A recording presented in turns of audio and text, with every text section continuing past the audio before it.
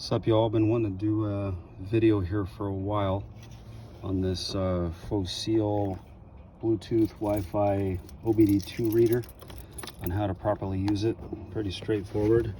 Just look for the OBD2 port in your vehicle. There's mine right there. Plug that puppy in. Pretty easy. And what you do is you open up your phone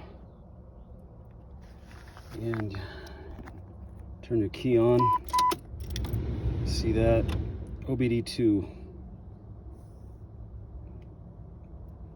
And that will connect. Then you open up the app. I'm using OBD Fusion. Show you what it looks like. I'm using the paid version. There it is there. Not connected. You hit connect. This is a great tool for anybody. It's a good birthday gift or a Christmas gift.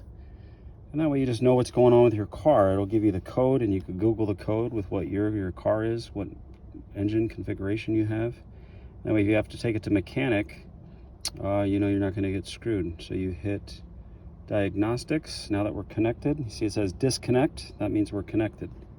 My key is on. My key is in the ignition part. Now it's reading trouble codes. I don't have any codes, CELs or what they're called. Check engine light. People call it a cell code. No trouble codes detected. And what's really cool too, you can start the car and go to dashboard.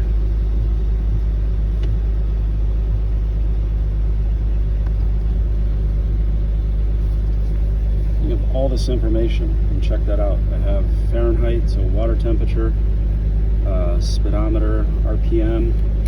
Let's see if I can rev it up, go up a little bit. Fuel rate, battery voltage, that's huge. Fuel rate, how many gallons per hour, O2 sensors, fuel economy.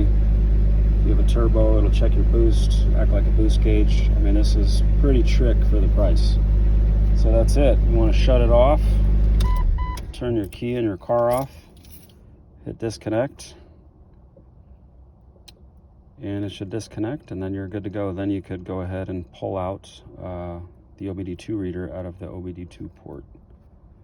So it's still saying connected. That's weird. Anyways, you get what you pay for. Turn your Wi-Fi off. We're good. Pull that thing out. There you go.